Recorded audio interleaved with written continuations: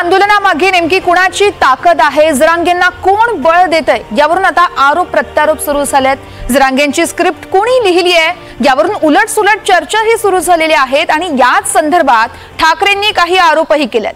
तर ठाकरेंचा यावेळेस आरोप केल्यानंतर जरांगेंचा सरकार उलथवण्याचा प्लॅन आहे असा आरोप ओबीसी नेते लक्ष्मण हाकेंनी केलाय। पाहूया जरांगेंच्या आंदोलनाला नेमका रसद कोण पुरवतंय या रिपोर्टमधून।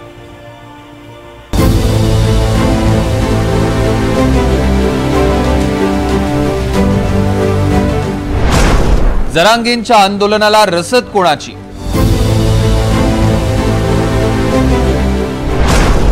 चेहरा जरांगेंचा, ताकद कोणाची?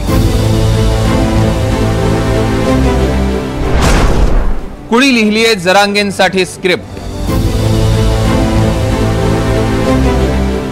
अंतरवाली सराटी ते मुंबई जरांगेंचं वाटेत असं भव्य दिव्य स्वागत झालं।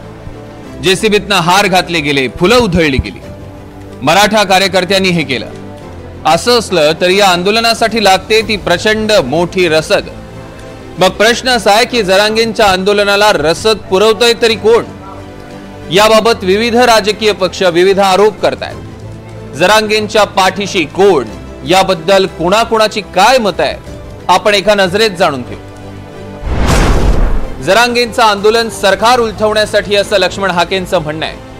हाकेंच्या दाव्यानुसार जरांगेंना सत्तेत असलेल्या अजित पवारांचेच आमदार रसद पुरवत आहेत, तर काही राजकीय पक्ष जरांगेंच्या खांद्यावर बंदूक ठेवून राजकीय फायदा करू पाहतायत असं मुख्यमंत्र्यांचं म्हणणं आहे। त्यावर तुम्हीच शोधून काढा कोण बंदूक ठेवतंय ते, असं आव्हान ठाकरेंनी फडणवीसांना दिलंय। जरांगेंच्या खांद्यावर बंदूक ठेवून राजकारण करणारे कोण ते तुमच्याच सरकारमध्ये आहेत, विरोधी पक्षात आहेत की कॅबिनेटमध्ये आहेत, तेही शोधा असं आव्हान ठाकरे गटानं दिलं। आंदोलनाकरता रिसोर्सेस उभे करणारे कोण आहेत वगैरे हे सगळं आपल्याला पाहायला मिळत आहे।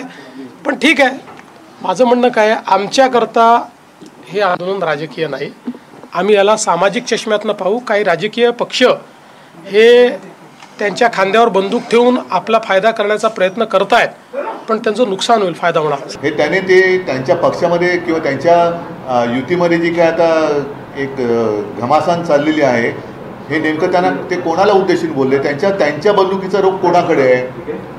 देवेंद्र फडणवीसांच्या। हे पहिलं त्यांना विचारा की कोणी कोणाच्या खांद्यावर बंदूक ठेवले, हे बंदूक ठेवणारे कोण आहेत, आणि मग एवढं जर असेल तर बंदूक ठेवण्यापर्यंत पाळी तुम्ही काय येऊ दिलीत?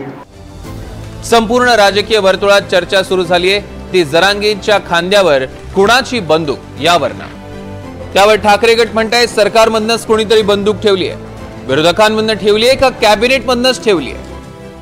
आपण राज्याचे मुख्यमंत्री आहात, त्याच्यामुळे लाखो लोक जर रस्त्यावरती उतरतात त्यांना तुम्ही बंदुकीचा धाक दाखवून किंवा तुमची चाणक्यगिरीचे खेळ करून त्यांना तुम्हाला अशा प्रकारे खेळवता येणार नाही। तुम्ही जायला पाहिजे, मनोज जरांगे पाटलांची भेट घेतली पाहिजे, तुमच्या विरुद्ध लोक घोषणा देतील।